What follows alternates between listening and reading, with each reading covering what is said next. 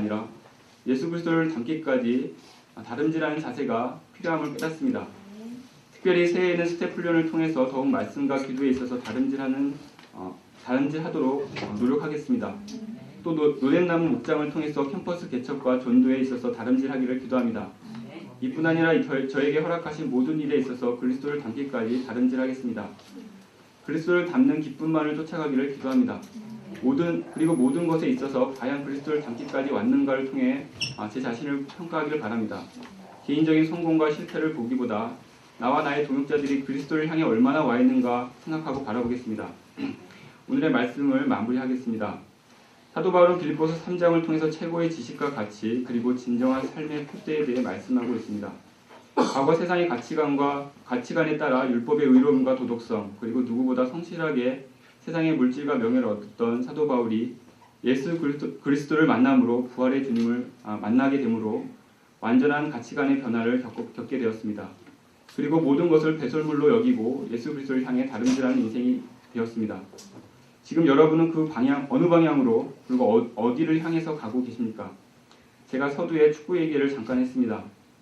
국가대표 경기에서 우리의 골문을 향해 골을 모는 박지성을 한번 상상해 보십시오. 정말 끔찍한 느낌이 듭니다. 아무리 훌륭한 선수라도 그 방향이 잘못되면 훌륭한 만큼 끔찍한 인생을 살게 됩니다. 지난 한 해를 평가하고 돌아볼 때 개인적으로 잘 된 일, 잘 안 된 일들이 있을 수 있습니다.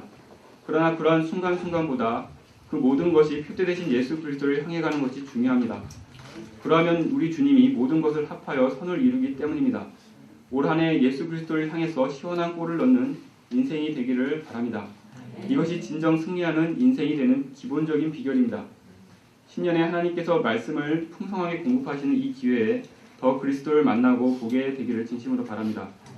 우리 교회는 그 어느 곳보다 말씀이 풍성합니다. 말씀을 통해서 예수님을 만나고 볼 수 있는 기회가 그만큼 많습니다.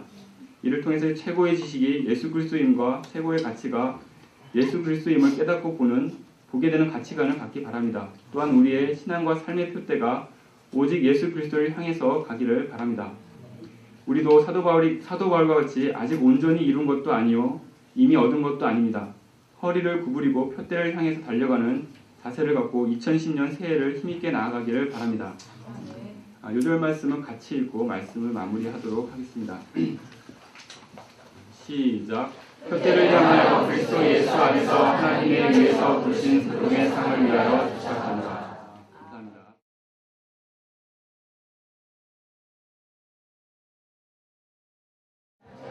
프론티어 목장의 남성식 목장입니다. 발표하겠습니다. 바울의 삶의 목표는 예수님이었습니다. 예수님을 알고 닮기 위해 그는 이전에 가치 있다 여겼던 것이 오히려 해이고 배설물과 같음을 고백했습니다. 그때 그는 누구보다 예수님을 닮은 삶을 살고 로마 복음화를 통해 기독교를 세계화하는 위대한 역사를 이루었습니다. 궁극적인 목표를 향해 불같이 살아간 사도 바울의 삶에서 발견되는 최고의 지식, 최고의 가치, 최고의 인생 목적 이 세 가지 포인트 앞에 나를 비추어 보겠습니다. 그리고 이를 통해 바울이 평생에 추구한 예수 그리스도를 닮은 2010년의 삶을 살 수 있기를 간절히 기도합니다. 첫째는 나의 최고의 지식입니다. 사도 바울은 그리스도 예수를 아는 지식을 어떤 것과도 비교할 수 없는 초월적인 지식이라고 했습니다. 이 초월성 앞에서 그는 자신이 갖고 있던 동서 철학과 율법에 대한 당시 최고 수준의 지식들을 모두 해로 여겼습니다. 저는 그리스도를 아는 지식, 즉 말씀을 아는 지식에 대해 철저히 무지하고 열정적인 신앙인을 멸시하는 사람이었습니다. 그리고 저는 지식들 중에서도 전공인 전자 그리고 컴퓨터 분야의 한정된 지식만 편중되게 추구했습니다. 그래서 그야말로 단무지가 되었습니다. 단무지는 단순 무식 지를 잘 줄임말로 깊이가 없고 사색할 줄 모르는 공대생에 지칭하는 단어입니다.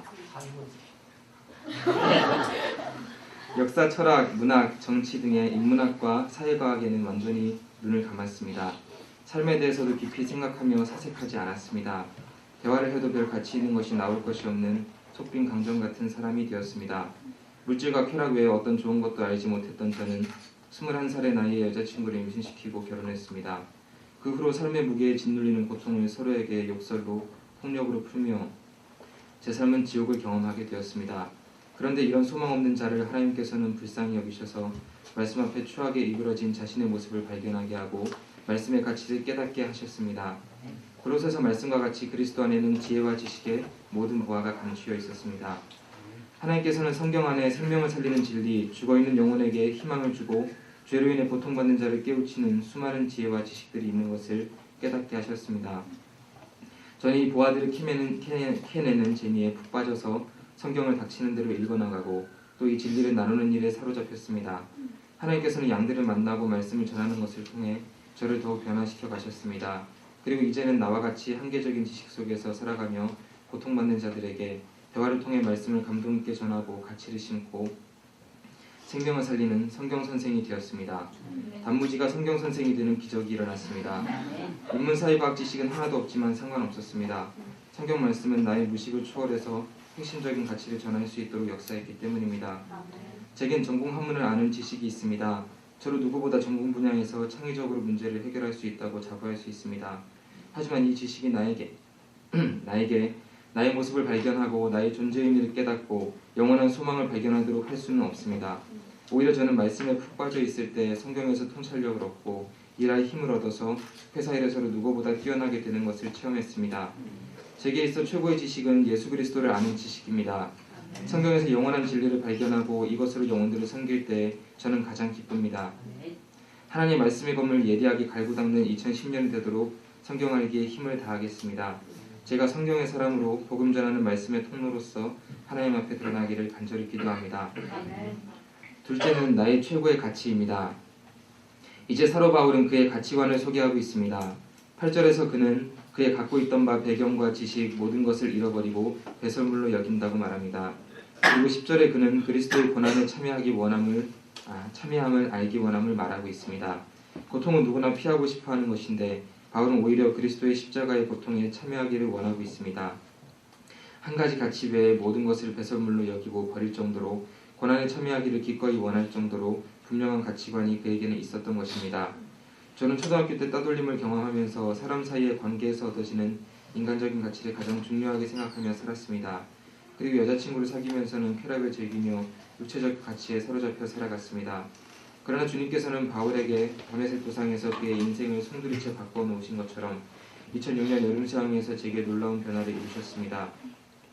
누가복음 23장 34절에 예수님께서는 십자가에 못 박혀서 끔찍한 고통 가운데 계실 때 하나님께 기도하셨습니다. 자신을 위해서가 아니라 자신을 못 박은 군병들을 용서해 주시도록 기도하셨습니다.